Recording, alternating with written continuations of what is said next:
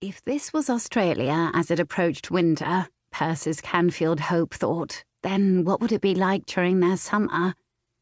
As she left the Sydney Marriott Hotel and paused outside in the bright sunshine, she suddenly put out a hand against a wall to steady herself. The stone felt hot under her hand, even though it was barely 10 o'clock in the morning.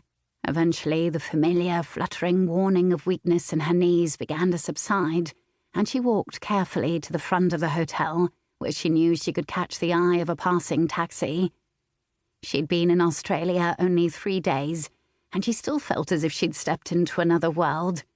Like most Westerners, she'd come to the land of Oz with the usual wild misconceptions, but so far she hadn't seen a black widow spider or yet caught a glimpse of a poisonous snake.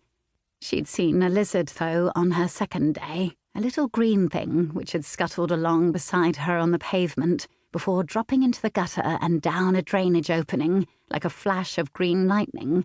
It had at first alarmed her.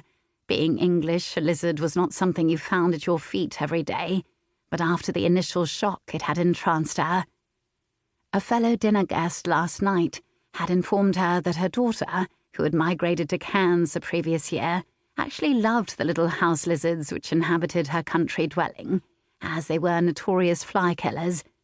And in a country where flies seemed to outnumber the human population by about 1,000,000,000 to 1, Persis had been able to understand it. Of course, the city of Sydney must be very far removed from what she assumed life was like in the outback. On her first day in the city, she'd taken a taxi to Sydney Harbour, where she'd rather overdone things a little by taking the Sydney Harbour Explorer.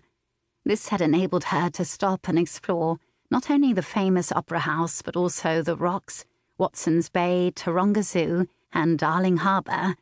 Consequently, she'd returned to her hotel nearly dead on her feet and ruefully reminded that she was not long out of hospital and was supposed to be convalescing.